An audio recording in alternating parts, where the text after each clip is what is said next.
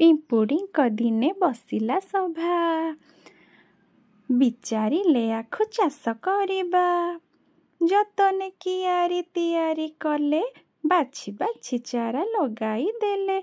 କିଆରିରେ ଦେଲେ ବାଡ଼ ଘେରାଇ, ପାତି ମାଙ୍କଡ଼କୁ ଦେଲେ ଜଗାଇ। ବଢ଼ିଗଲା ଆଖୁ ହେଲା ପାକଳ, ହାତୀର ପାଟିରୁ ଗଡ଼ିଲା ଲାଳ। ଆଖୁ କିଆରିରେ ପଶିଲା ହାତୀ, ଚମ୍ପା ଗଛ ଡାଳୁ ଡାକିଲା ପାତି। ଶୁଣିଲେ ପିମ୍ପୁଡ଼ି ଆସିଲେ ଧାଇଁ, ଶୁଣିଲେ ପିମ୍ପୁଡ଼ି ଆସିଲେ ଧାଇଁ, ହାତୀ ପିମ୍ପୁଡ଼ିଙ୍କ ହେଲା ଲଢ଼େଇ। ପିମ୍ପୁଡ଼ି କାମୁଡ଼ା ସହି ନ ପାରି, ହାତୀ ପଳାଇଲା ଜୀବନ ଧରି, ହାତୀ ପଳାଇଲା ଜୀବନ ଧରି।